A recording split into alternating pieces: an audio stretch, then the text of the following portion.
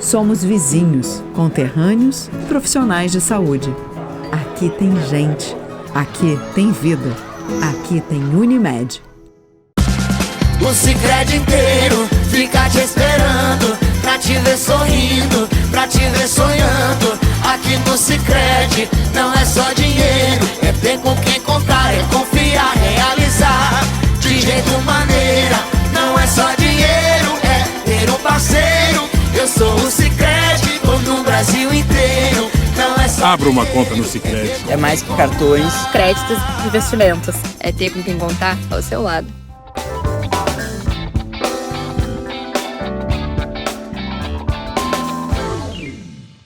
Muito boa noite a todos. Estamos começando mais uma edição do Painel pela TV Erechim, sempre numa parceria aqui com a Unimed Erechim, 52 anos dedicados à saúde, e Sicredi Uniestados. Aqui no Sicredi não é só dinheiro, é poder contar, confiar e realizar. Sicredi Uniestados e Unimed Erechim junto conosco. Bom, nós estamos ainda vivendo esses problemas das cheias, do excesso de chuva, mas aí tem todo um contexto aí que não se sabe exatamente até aonde vai, envolvendo essa tragédia que assolou o nosso estado e em parte da nossa região, mais especificamente, né, com maior monta, o município de Barra do Rio Azul, que já fora castigado seriamente há pouco tempo. Mas para dar uma visão mais realista, né, a respeito desse assunto, nós estamos recebendo o prefeito de Barra do Rio Azul, o senhor Marcelo Arruda, que também agora no dia 28, né, estará assumindo a FAMURS, que é a Federação dos Municípios do Estado do Rio Grande do Sul, o órgão máximo dos municípios, né? E isso me satisfaz, assim, pessoalmente, porque eu sempre achei que, me permitem chamá-lo de Marcelo, quando o Marcelo não era prefeito, nada, eu digo, pô, esse rapaz vai longe, né? E está ainda iniciando a sua caminhada. Prefeito, seja muito bem-vindo aqui ao painel. Olá, Odi, a todos os espectadores do painel na TV Erechim, uma alegria poder participar aqui num momento difícil, né, que vive Barra do Rio Azul e todo o Rio Grande do Sul, mas que dentro dessas dificuldades a gente possa enxergar oportunidades para a gente não viver mais momentos como esse. Eu acho que é o grande debate hoje que nós temos que fazer agora, aprender com toda essa situação, com toda essa mudança climática e buscar soluções a curto e a longo prazo para nós dar segurança para as pessoas que moram nas pequenas, nas médias e grandes cidades, conviver com esse novo cenário climático do Rio Grande do Sul. Bom, é um novo cenário climático ou a cidade está, digamos assim, onde ela foi construída, ela não foi, quando surgiu, não foi levado em conta? A culpa é do clima ou a culpa também é da localização? Hoje, na verdade, as cidades, a colonização, o exemplo de Barra do Rio Azul, ela começou nos anos de 1900, a colonização com a migração italiana lá desbravando o nosso município, e ela foi na beira do rio, né, porque as pessoas precisavam para poder viver, para poder ter esse meio natural, a água para poder manter a sua família, desenvolver o seu comércio lá. Mas tu pode ver que a igreja, as estruturas, nosso hospital, todo mundo construiu no ponto mais alto. Então, o pessoal já levava o município nessa situação, a comunidade. Mas a cidade acabou se desenvolvendo e essa é a realidade não só de Barra do Rio Azul, de várias cidades no Rio Grande do Sul. Pegar o Vale do Taquari, é na costa desse rio Taquari. A questão de Porto Alegre, todo o seu desenvolvimento começa na orla aí do Guaíba, a cidade histórica. Mas, claro, a gente não imaginava viver um momento como esse, né? Barra do Rio Azul teve uma enchente no ano de 1951, o relato dos nossos moradores, e depois eram pequenos alagamentos que não geravam todo esse transtorno, né? Alagava a rua, uma que outra moradia, mas nada grave. O que nós vivemos em novembro de 2023 e maio de 2024 é a cidade se tornar um rio. onde ele saiu do seu leito, subiu no centro da cidade, ali 3, 4 metros de altura, trazendo toras, barro, destruição, né? Derrubando casas. Então, foi muita chuva. Nas nossas cabeceiras lá, o primeiro incidente de novembro de 2023, no dia 3/11, hoje, foram 12 horas de chuva. Começou no dia 2, finados, começou a chover às 21 horas e no outro dia, às 9 horas, lá 9h30, que alagou a cidade. Atingiu 40% do perímetro urbano, 70 moradias que foram atingidas, 150 pessoas afetadas, mas com uma destruição um pouco menor. E deu em média 300 milímetros lá nas cabeceiras do Rio Paloma e do Rio Azul. O Rio Paloma pega não só a água do território de Barra do Rio Azul, mas também de Barão de Cotegipe e Itatiba do Sul, que desembocam muitos afluentes aí no Rio Paloma. Ele tem 8.700 quilômetros a bacia deste rio. O Rio Azul já pega as águas de Aratiba, Erechim, São Francisco, ali desembocam no Rio Azul, e chegam na nossa cidade também mais ou menos 8.500 hectares. Então são 17.000 hectares que esses dois rios recebem vários afluentes, além da chuva que cai nesse território e desemboca tudo aí nesses rios. E nós estamos lá na ponta de Barra do Rio Azul, a 25 quilômetros do Rio Uruguai, onde ele vai desembocar, o Rio Paloma, e ali então ocorre o encontro dos dois rios. Então a gente já tinha feito ao longo desses 7 anos várias melhorias, mas nós nunca imaginávamos viver um momento desse. A de maio, então, foi 6 horas de chuva, começou às 9 horas da manhã, 8h30, 9 horas, e às 13h30 eu estava saindo da prefeitura, a água já estava começando a chegar na porta, consegui tirar o carro e sair, porque estava pegando as últimas coisas lá, orientando o pessoal de vamos subir agora para a rua lá no ponto mais alto para poder aguardar. Mas nós imaginávamos, os espectadores de hoje, que nós íamos viver um alagamento um pouco menor do que aquele de novembro. O raio não ia cair. A gente orientou os moradores desde a véspera, ali, alertando que ia ter previsão de chuva, alertando para começar a erguer às 9 horas da manhã, a gente já começou, vão erguendo as coisas, vão se preparando, às 10 horas vão tirando o que é possível, às 11h30 o pessoal nos avisou, os moradores através do WhatsApp, nas cabeceiras, olha, atingiu a marca da 12h30, na verdade foi 12h30, o pessoal nos avisou, atingiu a marca da cheia de novembro. Daí nós passamos ali através do WhatsApp, eu girei na cidade e digo, olha, tirem o que dão e vamos sair aqui do centro da cidade. Então, a 1h30 atingiu, só que essa enxurrada foi de 60% atingiu a área urbana e atingiu 105 moradias e comércios e 250 pessoas afetadas. Então a gente aproveitou esse momento aí que foi difícil, eu tenho registrado hoje, quando você enfrenta um segundo incidente como esse, no primeiro momento fala, será que nós vamos conseguir reerguer a cidade? Será que nós vamos conseguir recuperar a Barra do Rio Azul? Mas quando a água baixou, depois nós ficamos da 1h30 até as 21h30, poder sair daquela rua que nós estávamos ilhados, uma parte da cidade, a água baixou, a gente viu aquela cena de destruição, no outro dia começou a chegar inúmeras pessoas, inúmeros voluntários, na sexta, no sábado quase 1.000 pessoas estiveram lá em Barra do Rio Azul e a gente começou a ter esperança, não, vamos conseguir reerguer a nossa cidade. Mas já naquele momento eu desafiei a nossa querida Unicampus de Erechim, que nós tivemos a oportunidade, eu como aluno que sou egresso dessa universidade, que também comemora nesse ano 32 anos, né? Isso. Agora dia 19 de maio. Que completou 32 anos, uma história muito bonita, né? Muitas pessoas passaram por lá e o papel dela de estar inserida na comunidade. E também convidamos a Federal Fronteira Sul para nos ajudar, as duas universidades aqui da região, para nós pensar o que nós podíamos fazer lá em Barra do Rio Azul. No primeiro momento nós pensávamos em realocar toda a cidade.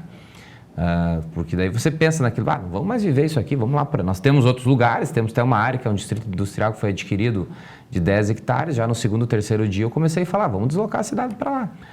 Mas daí quando a gente sentou na outra semana com os geógrafos, hidrólogos, engenheiros civis das duas universidades, e o pessoal começou a analisar as imagens, foram em loco, e se montou um grupo de trabalho, eles analisaram, não, prefeito, não precisa... vamos fazer os estudos aqui, quem sabe com o alargamento do rio, as duas pontes que cortam, uma na frente do Cabetinho hoje e a outra na frente da prefeitura, são pontes que foram feitos, uma na época do prefeito Mandelli, tem a plaquinha lá, Barra pertencia a Erechim, né, que Aratiba ainda não era município, eles construíram uma ponte lá, e a outra também foi feita na mesma época. Então elas tinham 2 pilares no meio da ponte, do rio, que tem uma distância de 8 a 10 metros cada um. Acaba se tornando uma forma de represar toda aquela madeira. Então se tornou uma barragem de madeira lá, que nem fosse aquelas que a gente vê em filmes dos castores, eles fazem, né? E aquilo lá represou e representa 60% do problema, pelo que os professores falaram. Mas ainda a gente tem o desafio que toda aquela água não ia caber no leito do rio, então vai precisar um alargamento. E esse alargamento que vai dizer o quanto e quantas moradias serão atingidas, que daqui a um pouco nós precisaríamos falar com os moradores para realocar eles. Antes de prosseguir um pouquinho do que vão realmente fazer, queria situar o telespectador assim, quantos mil habitantes ou quantas pessoas residem na área urbana de Barra do Rio Azul? Barra do Rio Azul hoje tem 1.700 habitantes. O perímetro urbano gira em torno de 450, 500 moradores, né? E o restante está no meio rural. Ali, quando a gente sai da 420, desce para chegar lá, na entrada da cidade já tem uma ponte ali. Né? Isso, né? Que é na frente daquele casarão ali, que eu passei lá uma vez, eu sei que tem uma ponte ali. Né? Que ali é o Rio Azul. Aí é que está. Aonde os rios se encontram? Eles se encontram antes daquela ponte ou depois da ponte? Depois daquela ponte, chegando em Barra do Rio Azul, nós tínhamos feito até um mirante em homenagem ao nome do nosso município, que Barra do Rio Azul é um nome que o pessoal deu na época lá, porque era onde o Rio Paloma barrava o Rio Azul ali, eles se juntavam, se tornando o Rio Paloma. Então a gente fez até um mirante em 2018, inauguramos, tinha ficado bonito e agora nessa enxurrada levou embora o mirante. E tinha ficado um local bem interessante para o pessoal entender por que a origem do município. Então, depois dessa ponte, o Rio Azul se junta com o Rio Paloma e ele segue 20 a 25 quilômetros para desembocar logo abaixo da barragem. Mas eles se juntam dentro da área urbana. Dentro da área urbana. Uhum. E qual é que é o mais forte ali? Os dois são na mesma proporção, assim. Os dois são. Isso. Tá. E eles nascem exatamente aonde? O Rio Paloma, então, ele nasce em Barão de Cotegipe. Em Barão de Cotegipe. Na junção de 2 rios que formam lá no município de Barão e dão continuidade pela linha Palometa, linha Palomas, para chegar em Barra do Rio Azul. Passa por Itatiba, ali por perto, ou contorna? A divisa não. Eu acho que contorna, porque Itatiba fica... Itatiba fica acima. A nossa divisa é a Estrada Geral da 137. A 137 que divide o território barrazulense do território itatibense. Só que nós temos vários rios ali, do Vavruc, do Toso, enfim, os afluentes, tem várias nascentes ali, arroios, né? Que todos desembocam nesse rio Paloma. Se nós pegar o mapa da bacia hidrográfica de Barra do Rio Azul ali, você vai ver inúmeras... Ele vai ganhando corpo ali, né? E o que acontece? As imagens também que os professores já levantaram da questão de altitude hoje, aonde nasce esses rios é bem mais alto. E Barra do Rio Azul está lá no ponto mais baixo. Então, quando ele embala e junta toda essa água, se ele não ficar dentro do leito, a área do município lá é mais plana e ele acaba invadindo a cidade. Então, isso agora nos desafiou a entender tudo isso. E acredito que agora nós vamos conseguir encontrar soluções para dar tranquilidade para a população. Passando da área urbana, ele se expande muito para os lados, fora do leito, ou ele flui bem daí? Também ele saiu do leito, ele saiu, mas só que daí era roça, né? São áreas que não gerou danos. Mas nós tivemos uma ponte que é lá na comunidade do Jubaré, logo abaixo da escola, foi feito também nos anos 80 essa ponte, pela antiga construtora gaúcha. Uma ponte de 30 metros, com uma estrutura muito boa hoje, só que a quantidade de água que veio, ela ergueu, até tem vídeos nas redes sociais, ela ergueu a ponte e derrubou ela no leito, está lá, a estrutura toda comprometida. Então, foi muita água. Olha, nós tivemos uma ponte que nós construímos no ano de 2018, que aquela resistiu, mas a água chegou a passar por cima dela, lavou as cabeceiras, foi muita água. Pelo que eu depreendi aí, um dos problemas mais sérios foi, digamos, a contenção de entulhos e tal, na primeira ponte ali, que impede com que a água flua normalmente, né? Sim, o que o pessoal tem falado? O rio tem que ter fluidez, a água tem O que vocês pretendem fazer ali com aquela ponte, que ela tem um pilar, acho que no meio, né? São 2 pilares. 2 pilares com distância de 8 a 10 metros cada um. Então, dentro do projeto que a universidade está nos doando, né, e mais algumas empresas parceiras de topografia, de engenharia civil que se somaram a esse projeto.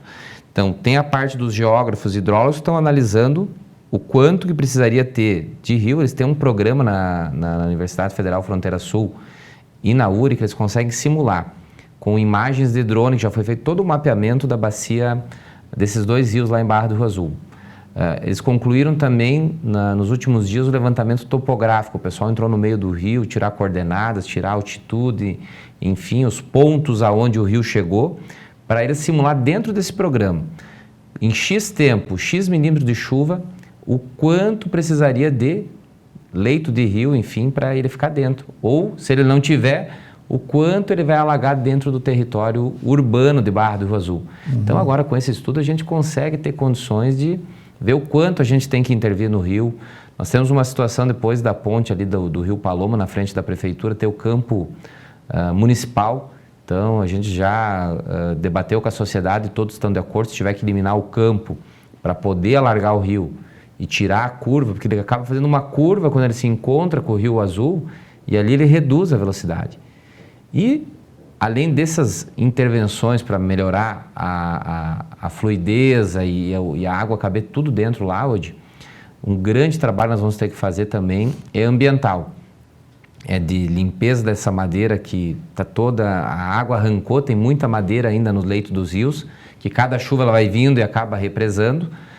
Segundo, vai ter que ter um trabalho também com os nossos agricultores, com as famílias que moram nessa região dos rios e plantam e cultivam nas áreas que são próximas, né, de trabalhar curvas de nível, de trabalhar projetos ambientais, tudo que for possível, né, para realmente a gente ter uma agricultura continuar produzindo, continuar evoluindo, mas também nos ajudando para estar combatendo esses momentos aí que nós vamos ter, esses eventos climáticos que quando chove demais, se choveu lá na cabeceira do morro, e se não tiver nada que segure, a água vem muito rápido para o rio. Então, se tiver as curvas de nível, se tiver alguma vegetação em alguns pontos, a gente consegue reduzir essa velocidade da água e dando tempo do rio dar vazão lá para não alagar a cidade. Então, são vários trabalhos que estão sendo construídos para a gente ter solução. Desde a destinação do próprio lixo, né, de não jogar dentro do rio, ou enfim, né? Existe uma lei ali que também proíbe com que, digamos assim, ou que manda tu ter uma certa reserva de mata, né? Em ambos os lados de um rio, né? Isso é observado, não é observado? Eu não estou dizendo que isso tenha sido o fator decisivo, acho que não é o fator decisivo, mas começa a fazer tu vai somando uma pequena coisa com outra pequena coisa, quando tu vê, o negócio... Essa questão da legislação sempre é tentada, né? Rios até 10 metros tem que se manter 30 metros de EPP para cada lado, e rios acima de 10 metros, 50. Hoje a gente entende por que tem que ter esse mínimo, né? Porque ajuda, né? A gente entende, às vezes, que na beira do rio tem aquela várzea, é uma área que seria boa para trabalhar, seria uma área mecanizada, mas os nossos agricultores têm se atentado para isso. Acho que o grande desafio agora, hoje, espectadores, é trabalhar dentro das técnicas que o pessoal tentou ajustar os terrenos para poder as máquinas fazer um melhor aproveitamento, mas essas curvas de nível e alguma vegetação que ajuda a reduzir a velocidade dessa água quando ela chove, porque o nosso relevo é assim, são morros, né? A gente brinca, algumas regiões, a gente planta de espingarda e colhe de laço. Mas então nós vamos ter que adaptar agora, teve muito melhoramento de terreno, porque veio as máquinas, a escavadeira, a trator ajudou os nossos agricultores a aumentar as áreas produtivas, e aquele terreno lá que ele sofria muito para ir lá com o arado, né, plantar a gente brinca no italiano, a saraquá, né, a plantadeira manual, hoje consegue ir com o trator, consegue ir com a colheitadeira, mas vai ter que fazer alguns ajustes, e a gente já teve reuniões com o Senar, com a Emater, e junto com o trabalho das duas universidades, nós vamos fazer toda uma conscientização e um treinamento para os nossos agricultores para nos ajudar. E eu acredito que vai ter uma aceitação boa, porque eles sabem que tem que funcionar bem lá no meio rural e a cidade tem que ir bem para todos poderem se sentir bem em Barra do Rio Azul e não viver mais esse momento difícil. São coisas simples que vão ajudar no resultado lá para nós evitar as enxurradas na nossa cidade, porque não adianta só alargar o rio, fazer as pontes novas se nós não tivermos um trabalho constante de desassoreamento do rio, e esse trabalho nós vamos precisar da ajuda dos agricultores. Esse trabalho de estudos das universidades é resultado da última enchente ou é ainda retroativo lá a novembro do ano passado? É fruto da última hoje, porque aquela lá, em novembro, a gente reergueu a cidade em 5 dias assim de limpeza, o pessoal nos ajudou, a gente buscou recurso no governo estadual, no governo federal, tivemos apoio, nós perdemos 5 pontes naquela enxurrada, então a gente conseguiu o recurso para essas 5 pontes. Perdemos a Pinguela, não sei se o pessoal já passou por lá, mas era até um ponto turístico, né? Atravessado um ponto da cidade por aquelas pinguelas com cabo de aço e o chão de madeira para poder acessar a nossa igreja. E em novembro, a chuva, como o rio ergueu muito, arrancou essa pinguela. Até nós estávamos reconstruindo ela, agora ia dar o start, acabamos segurando, porque com esse estudo nós vamos replanejar o quanto que temos que levar ela para a água novamente, não levar embora nosso ponto turístico e essa estrutura que é importante para os moradores ter acesso e as pessoas que vão passear em Barra do Rio Azul conhecer essa obra que na época facilitou o trânsito dos moradores. Na época a gente pensou que ia ter tempo hoje. Eu estava falando com os moradores que têm 80, 90 anos, aconteceu em 51, prefeito.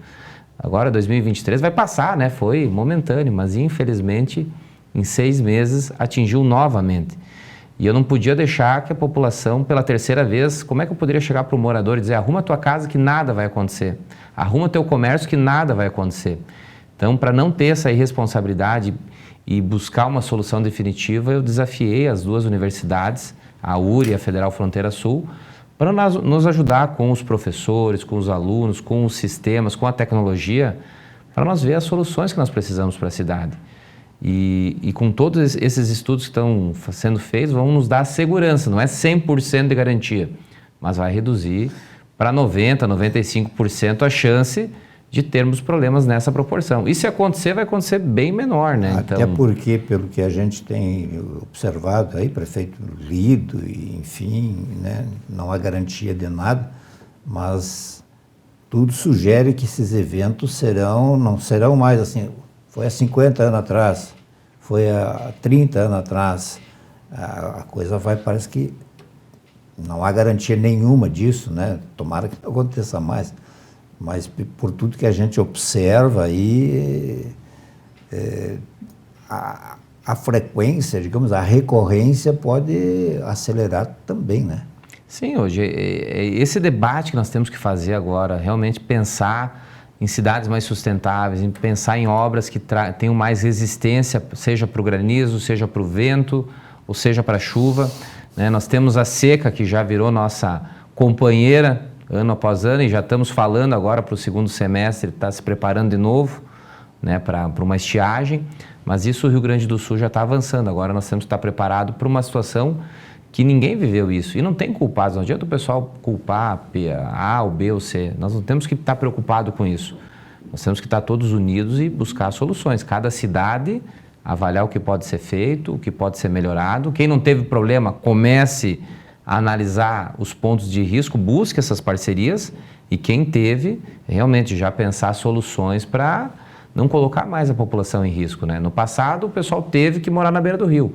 Agora, aonde destruiu, já realoca no local seguro, faz os estudos se tem que ajustar alguma situação, para realmente a gente ter uma cidade sustentável e não queimar mais dinheiro em reconstruir. Gastar dinheiro, investir em obras preventivas. É isso que a gente está desafiando o governo estadual, o governo federal lá em Barra do Rio Azul. Vocês devem ter alguns moradores ribeirinhos mesmo, assim, né? Ou não? Ali no perímetro urbano? É. Sim, nós temos o centro ali... O que é feito desse pessoal, digamos, o que vai se fazer com esse pessoal? Mora mais, digamos, a 10 metros do leito do... Todos estavam respeitando os 15 metros ali no perímetro urbano, era 15 metros a APP. Todos estavam com essa distância, né, das suas moradias. O que aconteceu agora? Com o rio, como ele lavou, diminuiu essa área. Então agora com os estudos nós vamos avaliar hoje, é isso que eu pedi para o pessoal agora, arruma a casa, jeito para tu morar, para dormir, para comer, mas não arruma ainda por 100%, deixa vir o estudo, que daí nós vamos reunir todo mundo e dizer, ó, realmente essa faixa aqui do município, na beira do rio, nós vamos precisar alargar ele e a tua residência vai ficar numa área de risco. Em contrapartida, a prefeitura está oferecendo uma outra área, no local mais alto, com a infraestrutura que nós vamos colocar lá, buscar, enfim, para viabilizar, e também ajudar ele a buscar linhas de financiamento subsidiadas para ele poder reconstruir. Isso a gente está debatendo já com o governo estadual e o governo federal e tem essa sinalização. Tudo que for para realocar ou reconstruir, em local seguro, em local adequado. Claro que pode acontecer hoje daquele morador, não, eu quero continuar aqui e não vou sair, nós não vamos poder obrigar. Mas ele vai ser notificado que ele está numa área de risco e que a prefeitura oportunizou para ele uma saída. Mas lá em Barra do Rio Azul o clima está...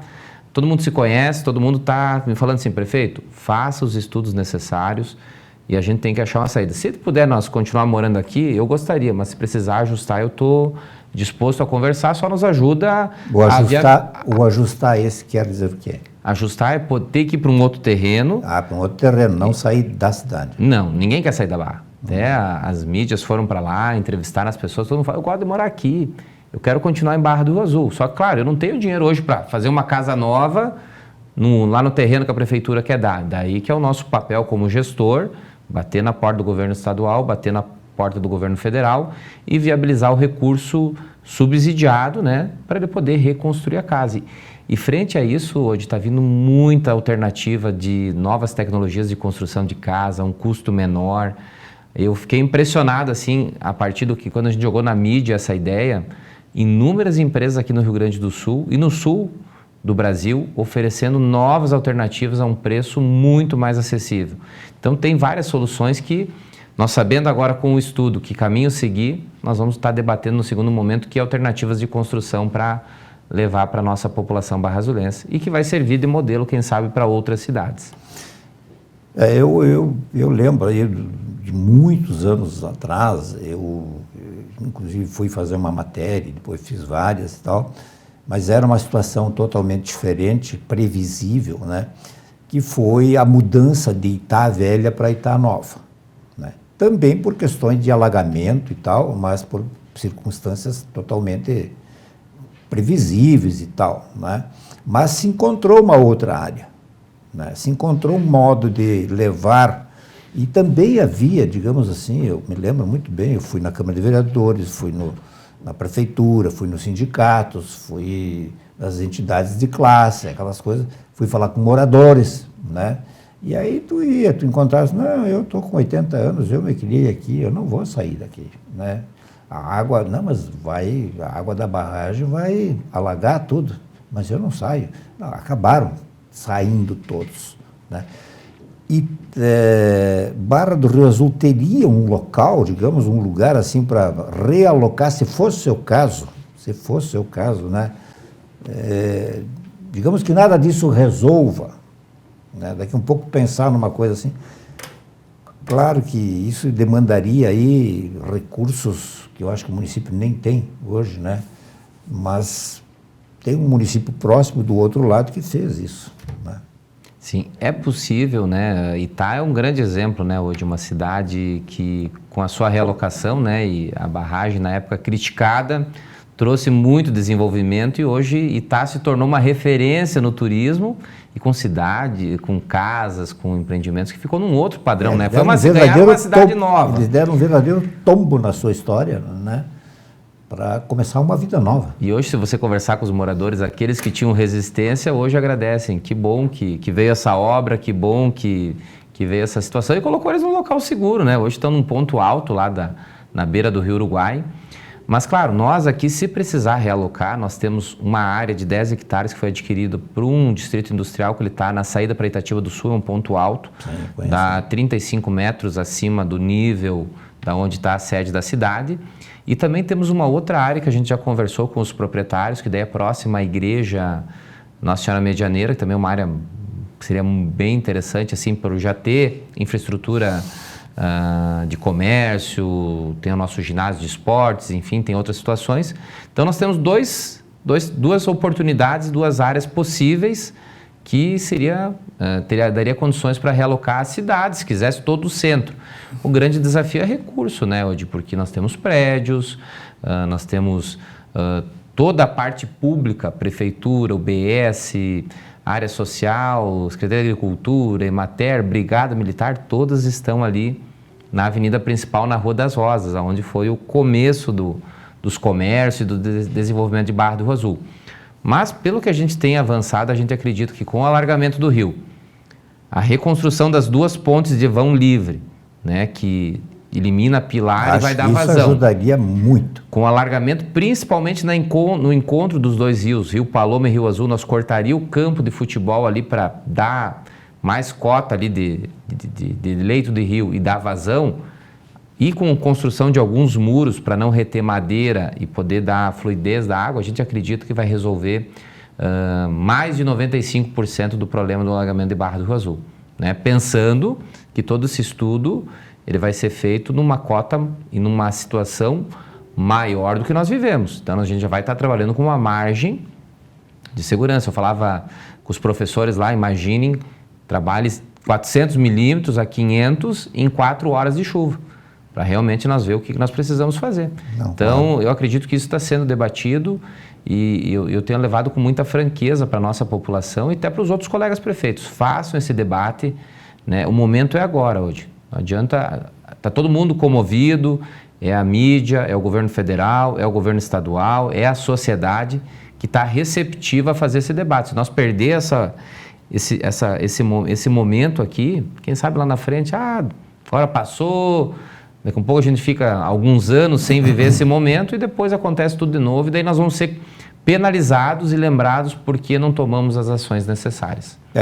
Tomara que essa solução mais rápida e mais viável, digamos assim, no momento, ela dê os resultados, né, e que não seja necessário. Eu trouxe um exemplo totalmente exagerado aqui, né, até porque ele contou com recursos federais, contou com recursos do consórcio, do privado, complexo, né? Ali, né, entende? Então, esse foi, digamos, foi uma construção que foi uma obra que se sabia que o dinheiro ia retornar, né? Agora, mas teve que ser feito e foi. E nós temos o desafio... Tomara que não seja necessário lá ir. E nós temos o desafio aqui que não é só Barra do Rio Azul, né? Tem são 79 cidades até o momento em calamidade pública, 350 aproximadamente em situação de emergência, então... Realmente o problema do Rio Grande do Sul, nós estamos falando em 50 bilhões, sem falar em realocação de cidades. Mas principalmente o Vale do Taquari tem que ser feito o debate, aquelas cidades ali... Nós vamos abordar isso no próximo bloco, eu vou ter que fazer uma parada agora. No próximo bloco nós vamos falar um pouquinho dos outros municípios que o senhor, eu sei que também tem uma visão sobre os outros municípios da região e principalmente, o senhor está tomando posse aí agora na presidência da FAMURS, né, o trabalho que lhe espera, que lhe aguarda aí. Nós já voltamos.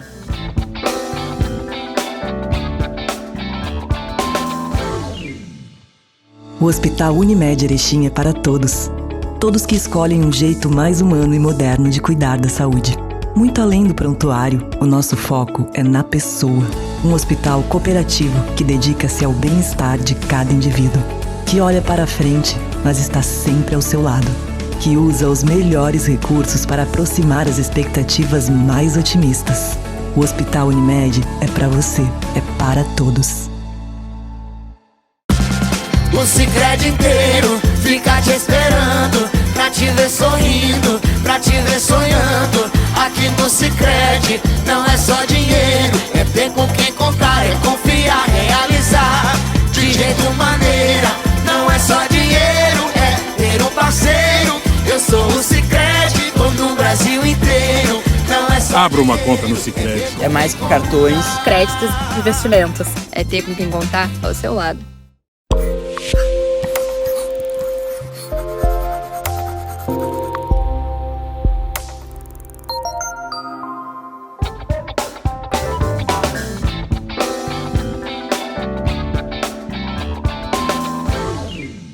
Nós estamos de volta com o nosso programa de hoje, recebendo com muito prazer aqui o prefeito Marcelo Arruda, prefeito de Barra do Rio Azul, que agora, no final do mês, está assumindo a presidência, a direção da FAMURS, e deverá ter muito trabalho, inclusive uma pergunta que eu vou lhe fazer, como é que o senhor vai equilibrar as duas coisas, tendo que tocar, o senhor não pode deixar de ser prefeito, né?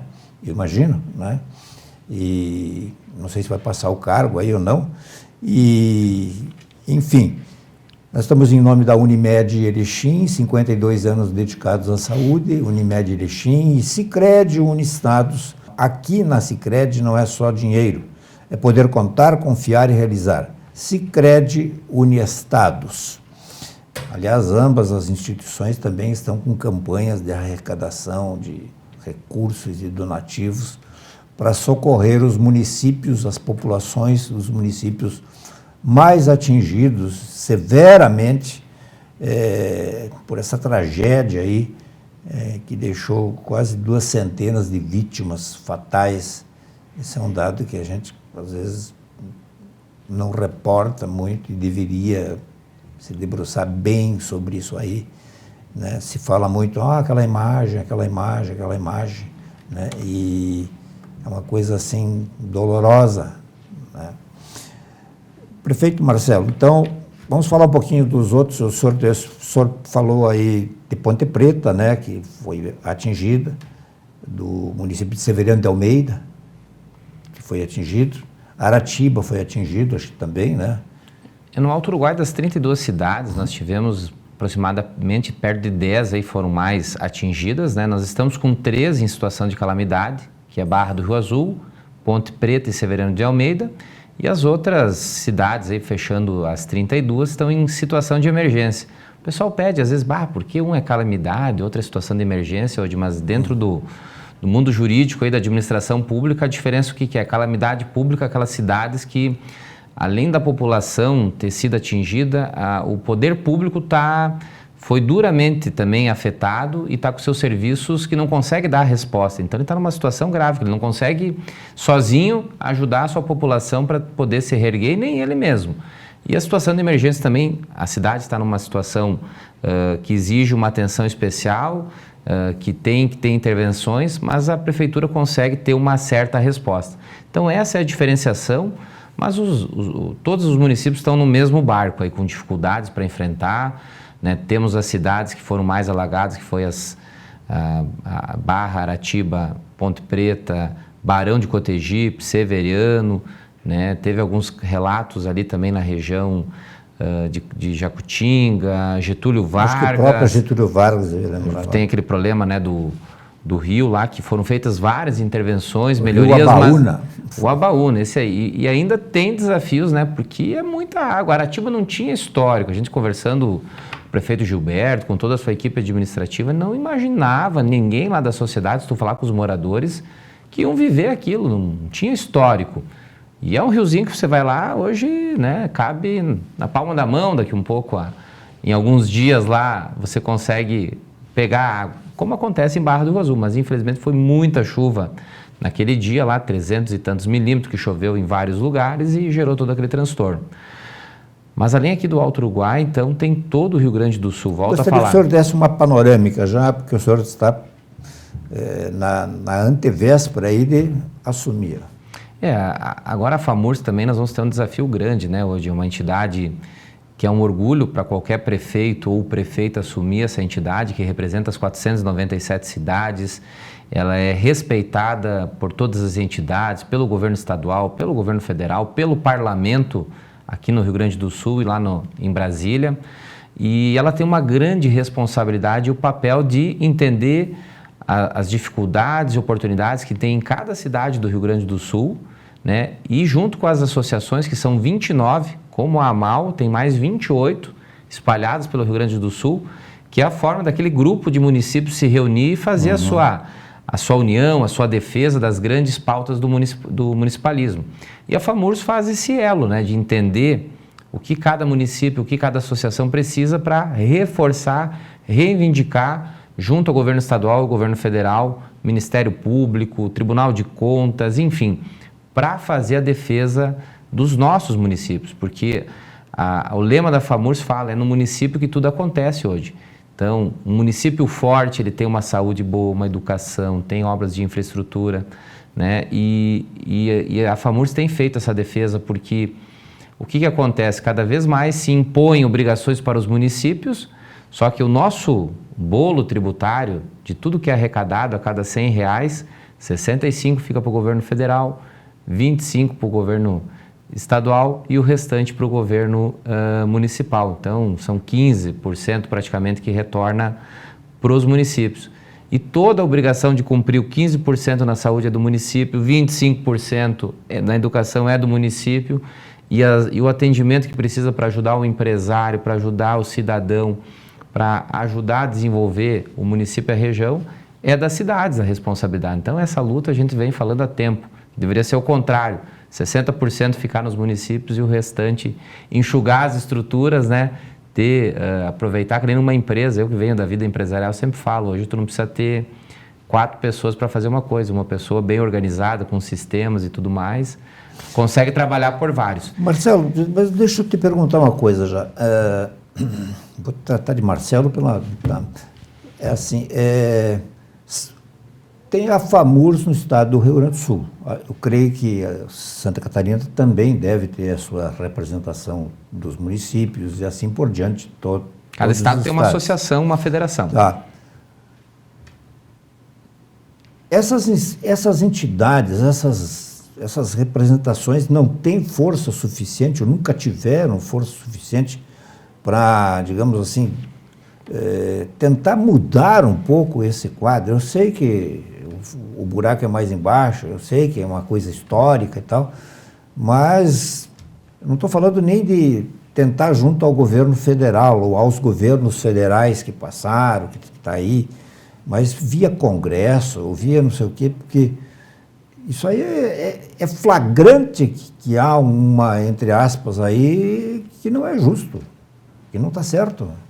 É o desafio, né? Que tudo depende do Congresso para mudar essa questão, né? Hoje de rever esse pacto. Realmente tirar, descentralizar de Brasília e levar mais para os municípios. Muitas pessoas passam e falam que vai ser feito esse ajuste, mas na hora infelizmente, o sistema político parece que eles têm esse sistema para manter uma dependência lá de Brasília, para depois, na eleição, poder vir essa conta, mandei recurso X, mandei liberação, e não deveria ser isso, né? Deveria ter o recurso aqui para o prefeito, para a prefeita, para os vereadores, para a sociedade definir. Eu sempre digo, quando o recurso chega aqui na ponta, as coisas acontecem, porque o cidadão tem o WhatsApp do prefeito, ou sabe onde ele mora, principalmente nas pequenas cidades, mas hoje a comunicação pelo meio eletrônico aqui tem ajudado muito os municípios a entender, porque o cidadão já manda, ó, aqui na minha rua estou com problema, estou com uma situação aqui, o lixo não está funcionando, ou o pessoal passou aqui, não fez bem o atendimento, ou estou com um problema na UBS.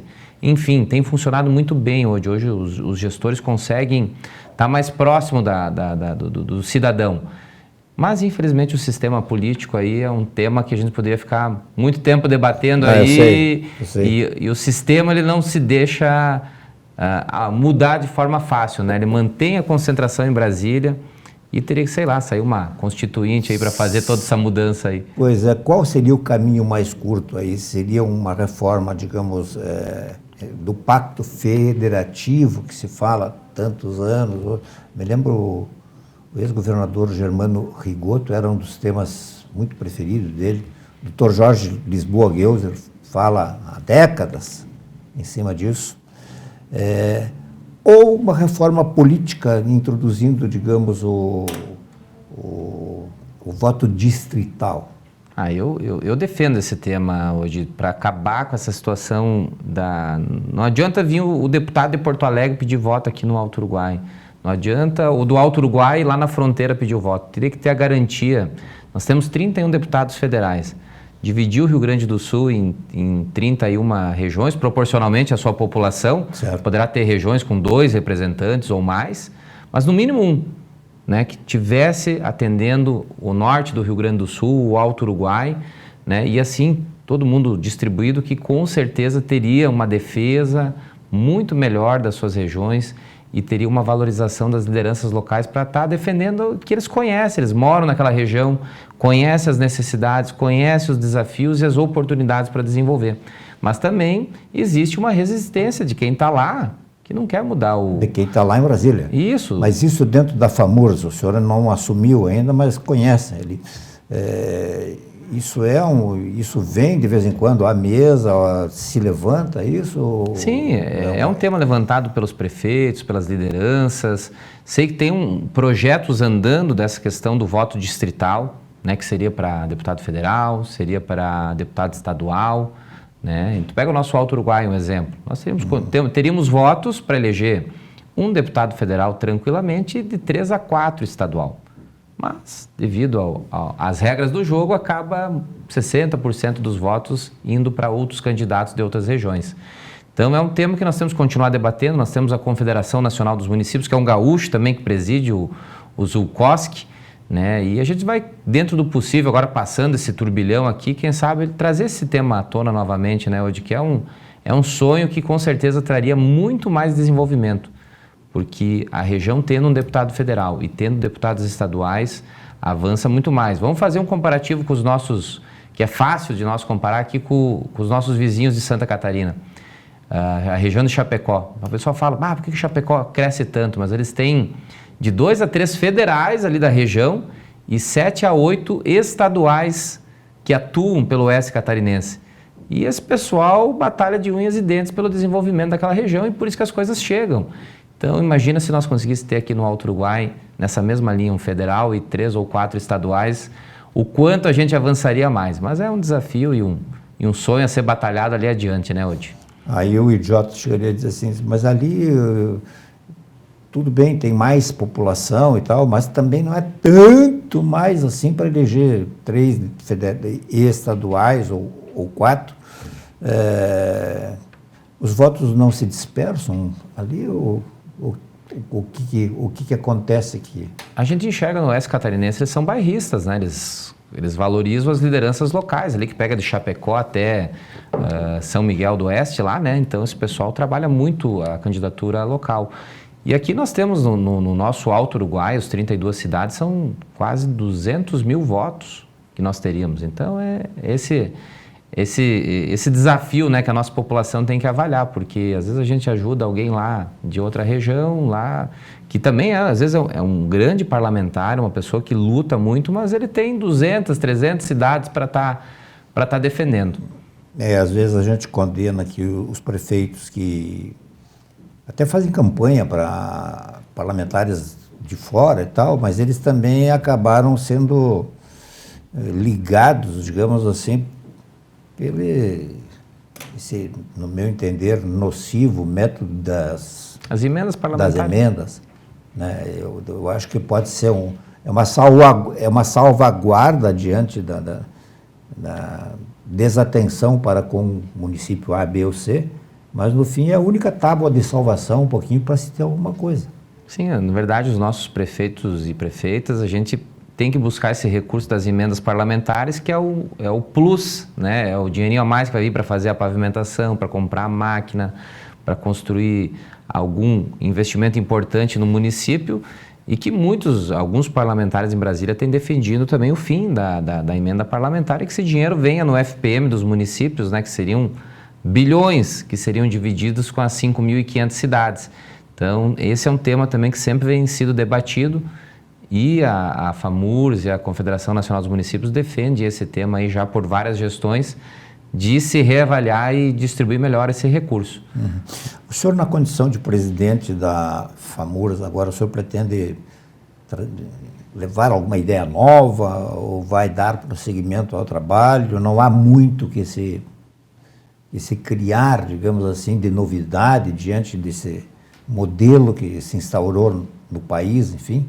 Não, a gente quer aproveitar a entidade pela força dela, pela representatividade hoje dos nossos prefeitos e prefeitas, e levando a nossa batida de pequena cidade aqui do Alto Uruguai, que aqui a nossa região tem esse trabalho coletivo que acontece na nossa associação local, a AMAL, né? Os prefeitos falo isso dos últimos 7 anos e meio que eu presenciei e vivi.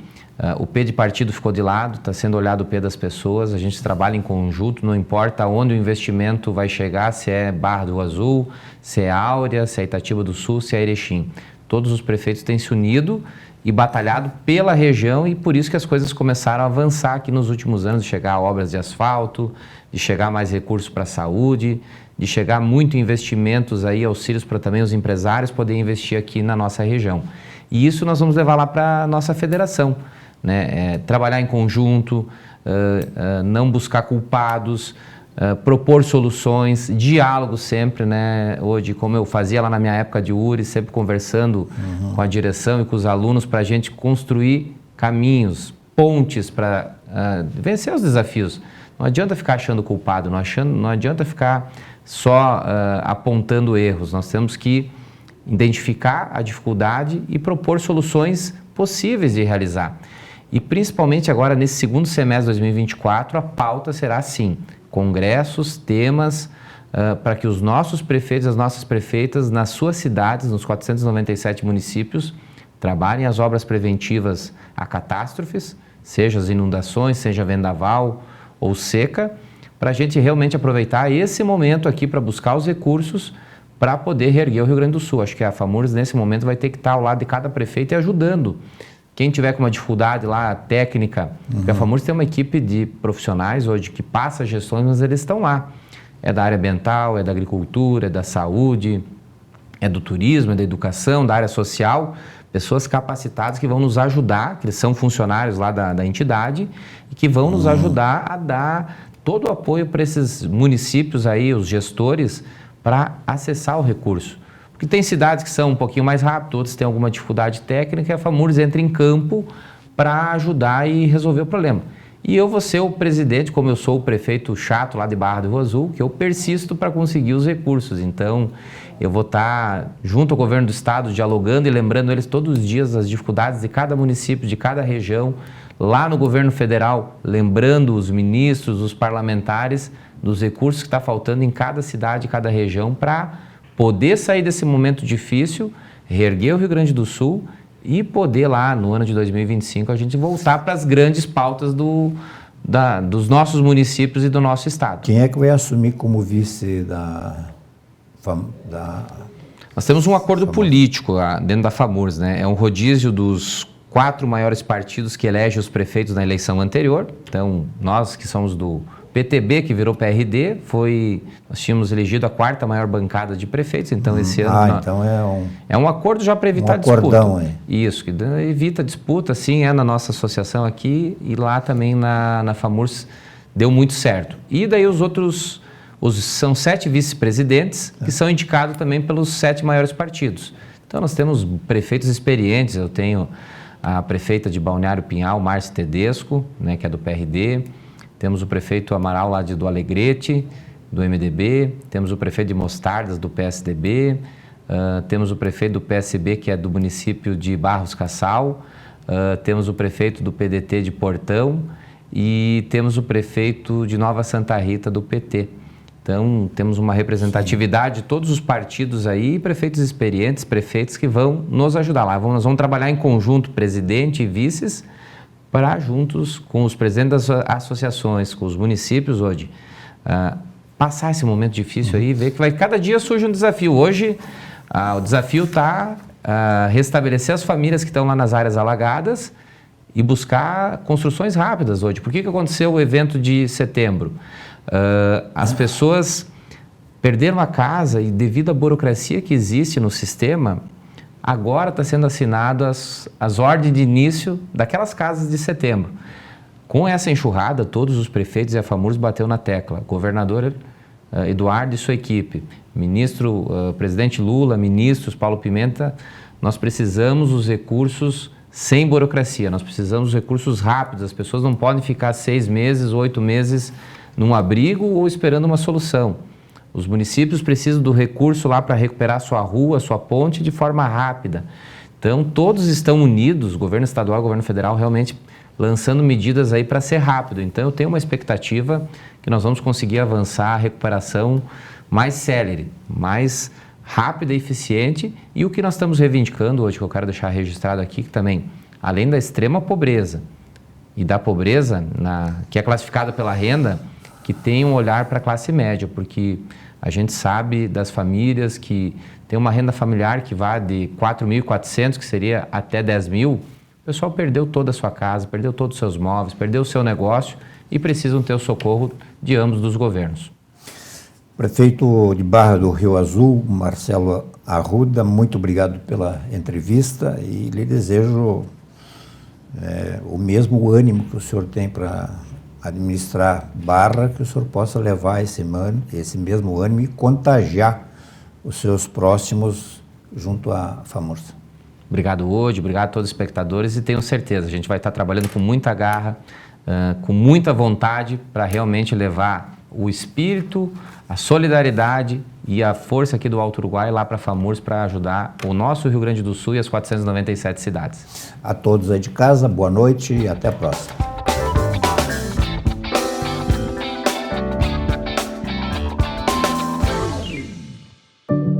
Quantas vezes você ficou frente a frente com você mesmo, desse jeito, no espelho, olhando dentro dos seus próprios olhos, se perguntando por que ainda não deu o primeiro passo para uma vida melhor, para um mundo melhor? Por que você ainda não enfrentou aquele medo que nem o seu reflexo conhece? Já pensou na rotina que deseja tanto mudar? Já se propôs a enfrentar seus desafios em voz alta? Já se encheu de coragem para tomar uma decisão como se estivesse incentivando alguém muito importante para você? Mudar um hábito é criar consciência e é o melhor conselho que você pode se dar. É o momento de pegar na sua própria mão e falar: vem comigo. Busque uma versão ainda melhor de si mesmo. Vamos juntos? Mude um hábito. Unimed. O Sicredi inteiro fica te esperando, pra te ver sorrindo, pra te ver sonhando. Aqui no Sicredi não é só dinheiro, é ter com quem contar, é confiar, realizar de jeito maneira. Não é só dinheiro, é ter um parceiro. Eu sou o Sicredi, tô no Brasil inteiro. Não é só Abra uma conta no Sicredi. É mais que cartões, Créditos e investimentos. É ter com quem contar ao seu lado.